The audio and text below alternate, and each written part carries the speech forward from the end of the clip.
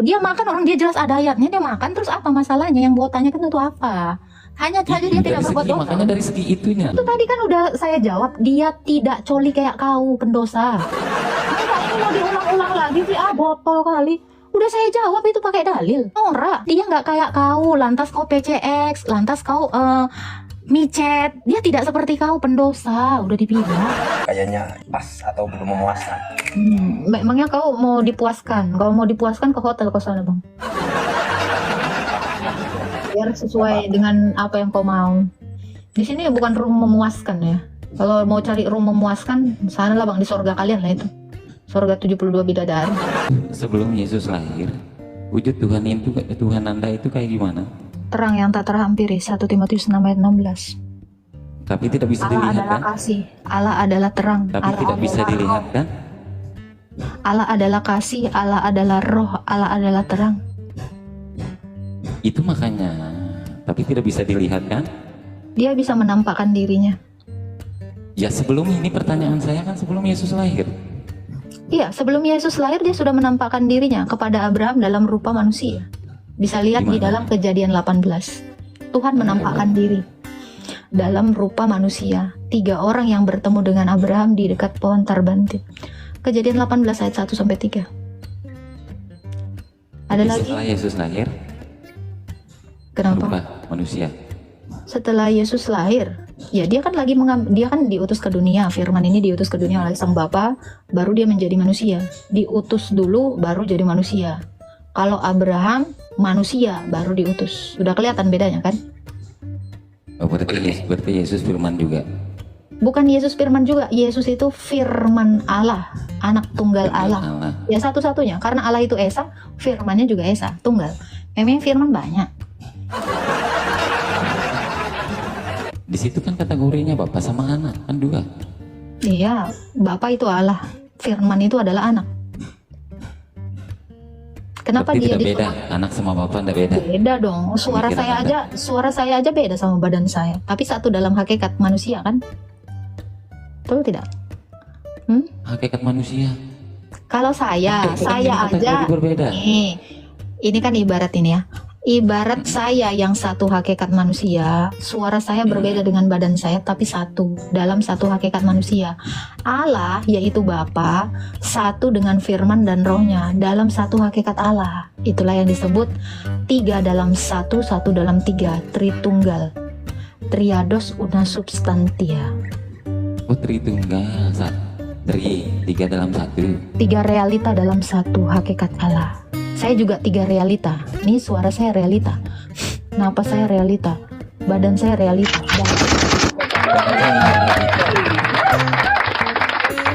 Berisik bro, jangan norak lah di sini.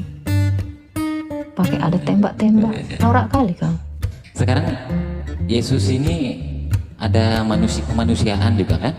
Dia ilahi dan manusia. Kolose 2 ayat 9. Dalam jasmaninya berdiam seluruh kepenuhan ini saya mau bertanya keilahian. dari segi kemanusiaan. Bentar dulu Yesus, dong, ya. kenapa sih kau ini? Jawaban saya belum selesai.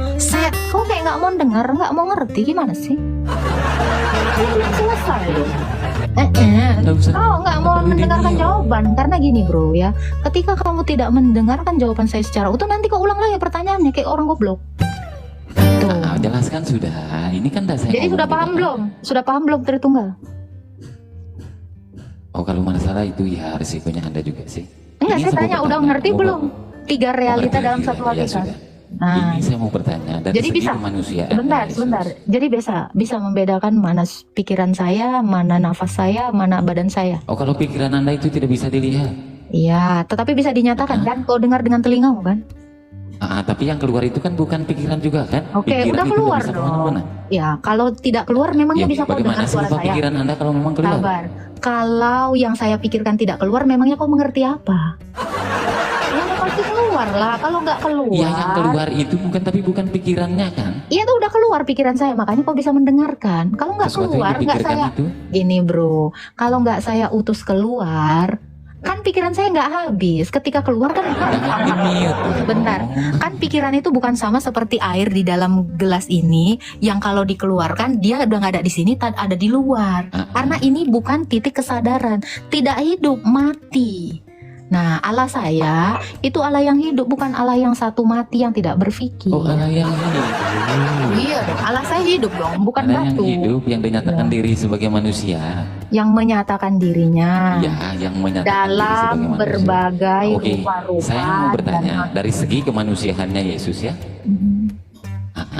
Yesus ini kan manusia, dilahirkan juga sama Bunda Maria. Menjadi sama seperti anak-anak dari darah dan daging itu. Siap. Oke. Saya mau bertanya dari segi kemanusiaannya Yesus. Hmm. Bagaimana Yesus melampiaskan nafsu nonotnya? Tidak, dia tidak berdosa. Ibrani 4 ayat 15.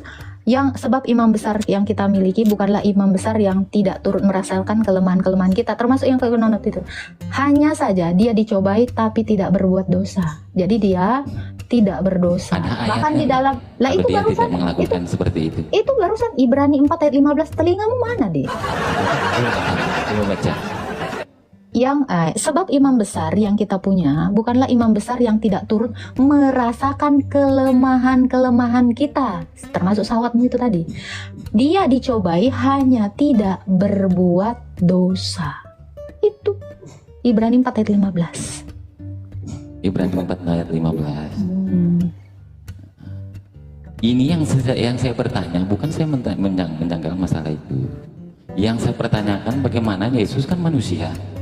Bagaimana caranya Yesus melampiaskan nafsu nonotnya begitu sebagai manusia, Dia seorang tidak hamba, melakukan seorang dosa. utusan Dia yang tidak Anda melakukan imani dosa. sebagai Tuhan itu. Itu udah saya jawab dari tadi. Dia tidak mengeksekusi dosa itu dalam kedagingannya. Kayak kau kan, kalau nonot kau lagi ngaceng, kau langsung coli kan? Oh jelas, Nah, gitu. saya sama Ya, karena kau berdosa.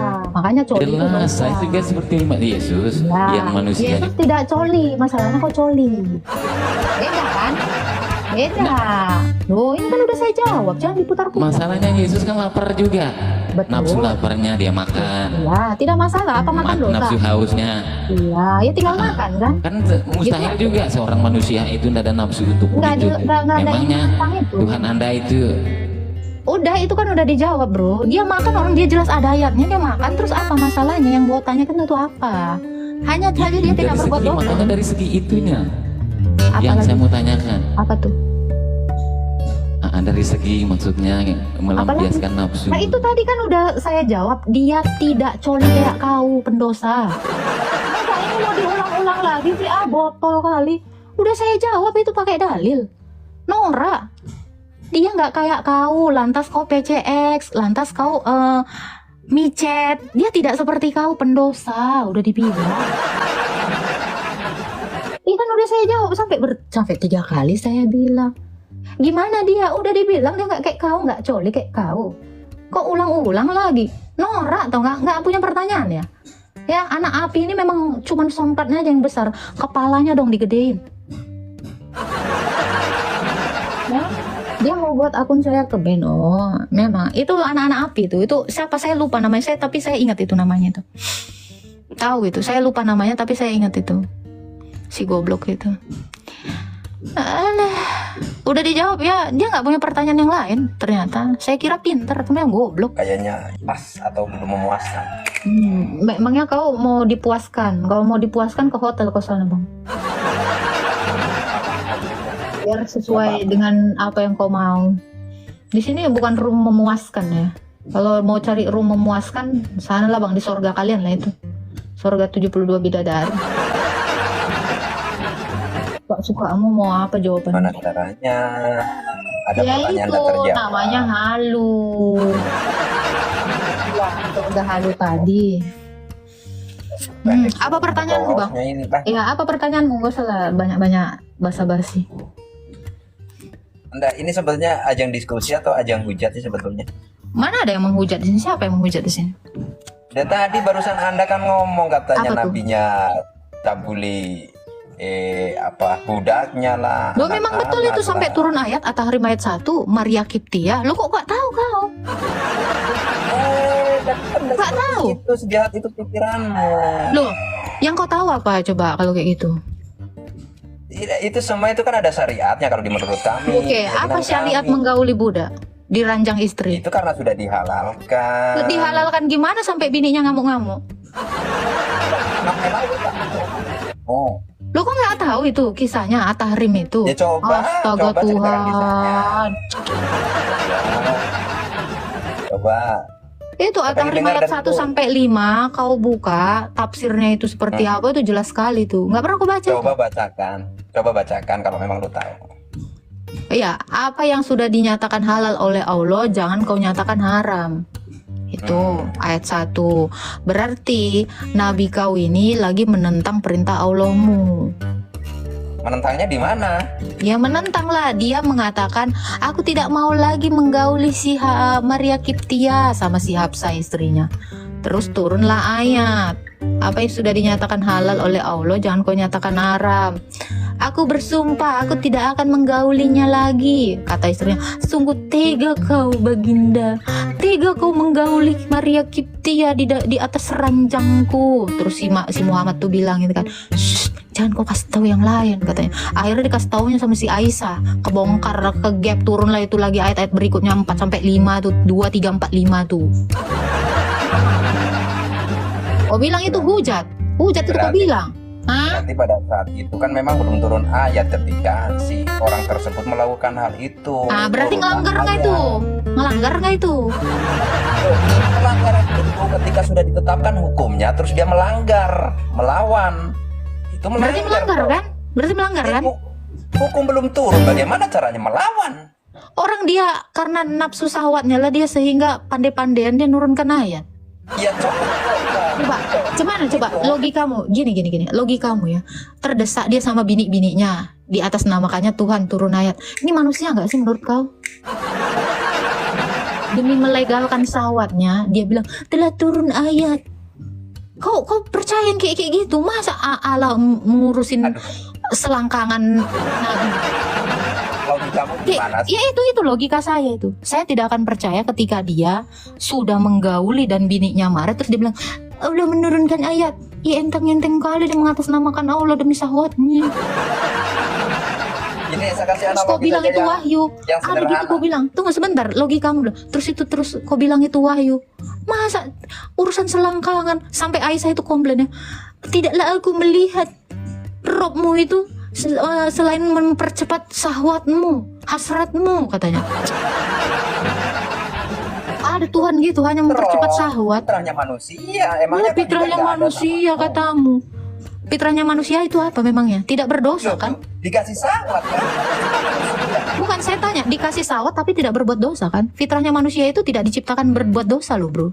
Jadi Adanya ketika neraka dia dan- berbuat dosa, Apa? dia melanggar fitrahnya. Jadi jangan kau bilang dosa itu fitrah. Jadi Berapa dosa fitrah?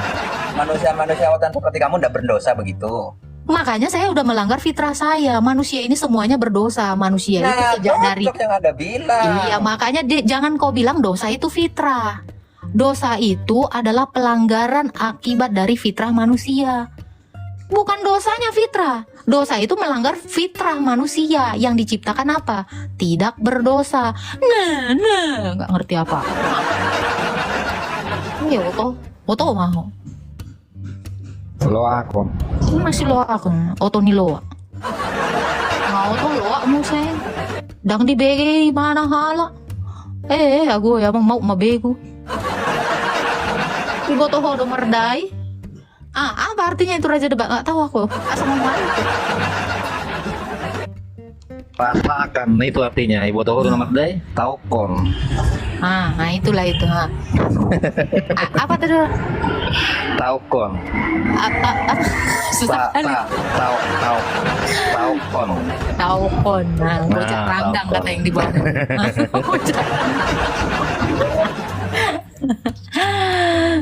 taukon apa ya itu? Lamban hota-hota. Apa lagi kau tanya? Takkan kau berakal memang. Kenapa ngedumel sama sesamamu? Ini sebelum jelas tadi perkataanmu. Definisi dosa itu apa? Pelanggaran. Cocok, syahwat itu definisinya apa? Syahwat itu adalah fitrahnya manusia. Nah, sekarang tinggal manusianya mau melakukan hal dosa apa enggak? Lah Nabi kau itu udah melakukannya, makanya diembatnya itu baru lagi dieksekusi itu itu bisa syahwatnya. bilang. Nah, Jadi kalau dia mengiyakan syahwatnya itu yang dosa. Nah, botol itulah pelanggaran. Syahwatnya itu jangan dilampiaskan sama budak, lampiaskan sama bini. Kalau sama budak ya salah eksekusi. Nah, Oto. Oto. Nah, dosa kan? Ya syahwat kalau nggak dikerjakan ya nggak dosa. Begitu kau kerjakan apalagi sama budak yang nggak pas tempatnya ya olom nggak segaun. Yan pengecut lah, masa dimatikan? Oh, jauh. Kapan aku mematikan kau? Allah punya itu suka tadi mati-matikan. nggak bisa. Allah punya suka mati-matikan orang. Hanya cukup mendengar saja. Nakut-nakuti. Itu aja kerjaan dia hari-hari. Asal ku baca Quranmu itu. Sesungguhnya Tuhan akan melaknatmu. Tahu. Ngancam aja kerjanya. Kalau nggak ngancam, membun-bun, neror, ngiri. Kok segitunya? Itu persepsimu saja. Lah kau aja baca Al-Baqarah itu udah bisa kau temukan 10 ancaman Allahmu. Kau baca. Kau baca surah Al-Baqarah itu. Akhir itu orang-orang pendosa cocok nih. Oke, siapa yang membuat manusia itu berdosa? Ya manusia itu sendiri. Oh, berarti kau tentanglah hadismu yang katanya adalah Allahmu menetapkan Adam itu berdosa 40 tahun sebelum diciptakan. Menentang gimana? Loh, itu di dalam hadismu dikatakan. Di mana itu hadisnya itu Bang Raja Debat? Coba bacakan yang jelas. Ya, yang Musa lagi berantem sama Adam katanya gara-gara kau ya Adam di hadis itu kan. Jadi berdosa kita semua. Terus si Adam bilang ini kan, aku itu ditetapkan Allah sebelum diciptakan, aku udah ditetapkan berdosa katanya. Mampus. Mengapa takwa? Nah, di mana Bang? Hadisnya? Pak Abi. Bentar aku bukakan. Itu. Kalian follow dia ya. Jultop. Kalian follow dia biar bisa dibuka kamera baru 597 orang. Dang sangai. Pahato pi kadrun 1,9 orang nggak ada kalian yang mau follow dia. Terlalu. Follow dia. Follow masa kafir mau di follow? Follow kita. Yang follow dia pun bukan pagan kayak kau. Kau kira kami berharap gitu pagan kayak kau follow dia? Enggak lah. Yang kusuruh itu kawan-kawan seimanku, bukan pagan kayak kau. Apa yang kami harapkan sama pagan kayak kau? Nggak usah. Apa lagi pertanyaanmu, Joltop? Itu tadi Hai. pertanyaannya siapa itu, si Agas atau siapa itu? Apa pertanyaannya rupanya? Masalah Tuhanmu. Tuhanku nggak punya masalah kok, kau yang punya masalah. Ya ada. Kau bilang Tuhanku punya masalah. Tuhanku nggak punya masalah. Ya Kau udah yang punya bermasalah dari masalah. salib toh gimana? Dia nggak punya masalah sama siapapun, yang punya masalah kan otakmu. Nggak masalah kok disalib. Gimana caranya Tuhanmu? Iya, dia udah bangkit kok, masalah buatmu. Bangkit dari mana? Bangkit dari mati lah. Makanya kan kau libur tiap tahun memperingati kematian Yesus. Lo kok kau dustakan kalender Islam? Bukori 3157. Bukhari 3157. Siapa tengok itu? Nah, ini saya lagi bertanya Tuhanmu itu tadi. Tidak bermasalah katanya. Kok disalib nggak bermasalah? Ya orang yang mengaku Tuhan, orang yang menyalibkannya lah yang punya masalah. Masa gini bro, ibarat kata ya, kau diam, terus kau ditampar. Yang punya masalah kan yang nampar, bukan yang ditampar. Kemana otak kau? Agak lain otakmu. Orang-orang terpilih. Terpujilah Allah dan Bapa Tuhan kita Yesus Kristus, yang dalam Kristus telah mengaruniakan kepada kita segala berkat rohani di dalam surga. Sebab di dalam Dia Allah telah memilih kita sebelum dunia dijadikan, sebab kita kudus dan tak bercacat di hadapannya. Dalam kasih Ia telah menentukan kita dari semula oleh Yesus Kristus untuk menjadi anak-anak-Nya sesuai dengan kerelaan kehendak-Nya, supaya terpujilah kasih karunia-Nya yang mulia yang dikaruniakannya kepada kita di dalam Dia yang dikasihinya. Sebab di dalam Dia oleh darah-Nya kita beroleh penebusan, yaitu pengampunan dosa menurut kekayaan kasih karunia-Nya. yang dilimpahkannya kepada kita dalam segala hikmat dan pengertian. Sebab Ia telah menyatakan rahasia kehendak-Nya kepada kita, sesuai dengan rencana kerelaan-Nya, yaitu rencana kerelaan yang dari semula telah ditetapkannya di dalam Kristus, sebagai persiapan kegenapan waktu untuk mempersatukan di dalam Kristus sebagai kepala segala sesuatu, baik yang di surga maupun yang di bumi. Aku katakan di dalam Kristus, karena di dalam Dialah kami mendapat bagian yang dijanjikan.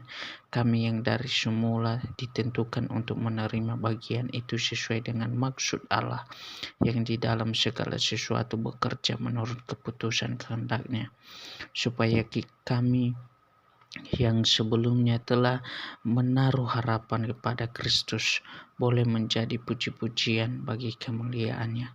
Di dalam Dia kamu juga, karena kamu telah mendengar firman kebenaran, yaitu Injil keselamatanmu. Di dalam Dia kamu juga ketika kamu percaya dimateraikan dengan Roh Kudus yang dijanjikannya itu.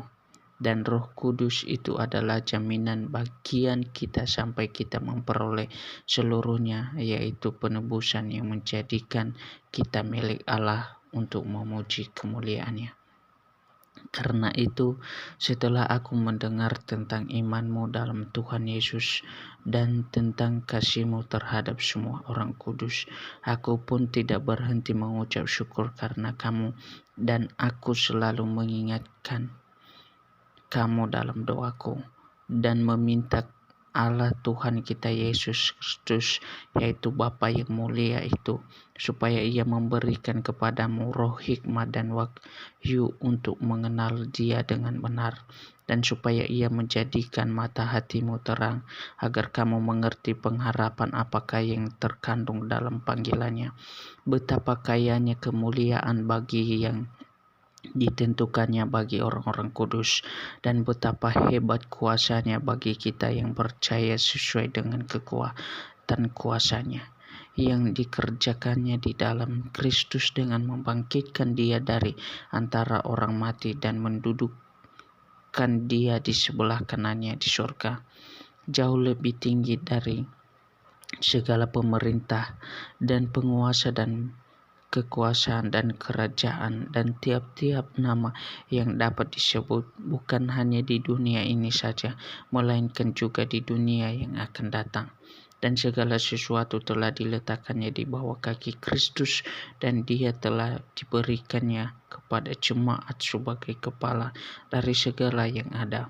Jemaat yang adalah tubuhnya, yaitu kepenuhan Dia yang memenuhi semua dan segala sesuatu. Kamu dahulu sudah mati karena pelanggaran-pelanggaran dan dosa-dosamu. Kamu juga hidup di dalamnya karena kamu mengikut jalan dunia ini. Karena kamu menaati penguasa kerajaan angkasa, yaitu roh yang sekarang sedang bekerja di antara orang-orang durhaka. Sebenarnya dahulu kami semua juga terhitung di antara mereka ketika kami hidup di dalam hawa nafsu daging dan menuruti kehendak daging dan pikiran kami yang jahat. Pada dasarnya kami adalah orang-orang yang harus dimurkai, sama seperti mereka yang lain.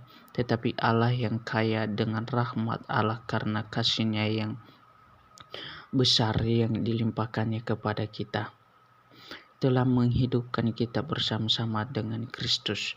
Sekalipun kita telah mati oleh kesalahan-kesalahan kita, oleh kasih karunia kamu diselamatkan.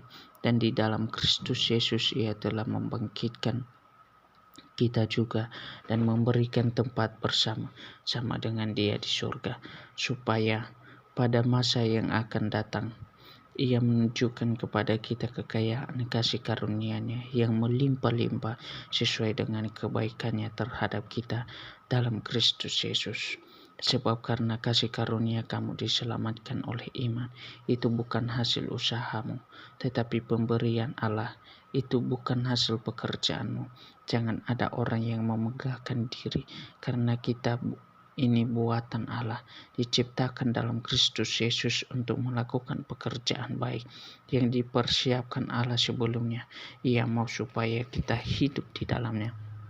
Karena itu ingatlah bahwa dahulu kamu sebagai orang-orang bukan Yahudi menurut daging, yang disebut orang-orang tak bersunat oleh mereka yang menanamkan dirinya disunat, yaitu sunat lahiriah yang dikerjakan oleh tangan manusia.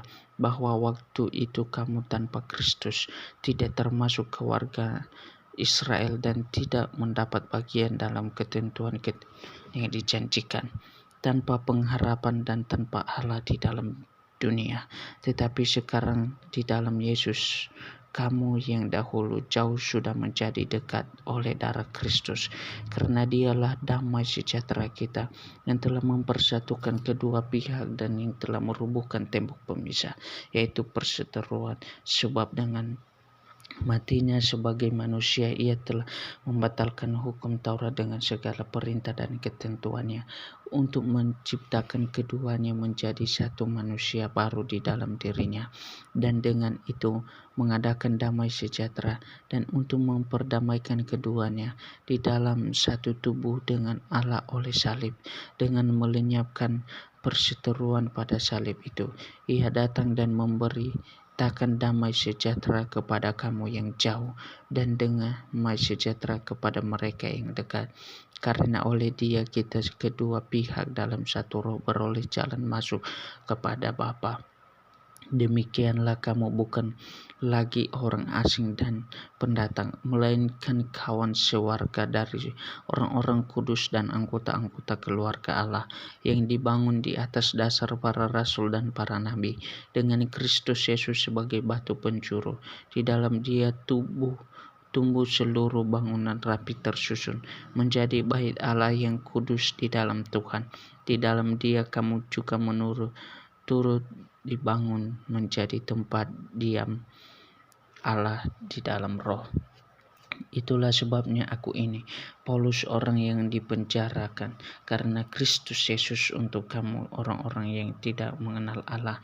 Memang kamu telah mendengar tentang tugas penyelenggaraan kasih karunia Allah yang dipercayakan kepadaku karena kamu, yaitu sebagaimana rahasianya dinyatakannya kepadaku dengan wahyu, seperti yang telah kutulis di atas dengan singkat. Apabila kamu membacanya, kamu dapat mengetahui hari kepadanya pengertianku akan rahasia Kristus, yang pada zaman angkatan-angkatan dahulu tidak diberitakan pada anak-anak manusia, tetapi yang sekarang dinyatakan di dalam roh kepada rasul-rasul dan nabi-nabinya yang kudus, yaitu bahwa orang-orang bukan Yahudi karena berita Injil turut menjadi ahli-ahli waris dan anggota-anggota tubuh dan peserta dalam janji yang diberikan dalam Kristus Yesus. Dari Injil itu aku telah menjadi pelayannya menurut pemberi kasih karunia Allah yang dianugerahkan kepadaku sesuai dengan pengerjaan kuasanya.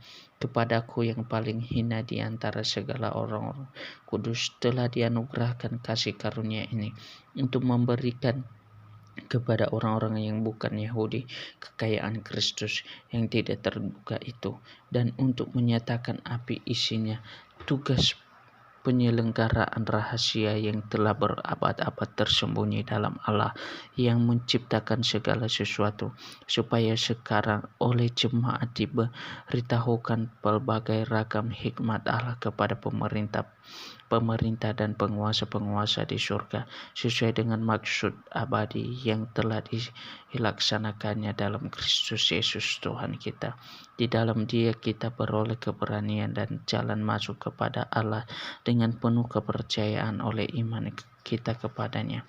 Sebab itu aku minta kepadamu supaya kamu jangan tawar hati melihat kesesakanku karena kesesakanku itu adalah kemuliaanmu.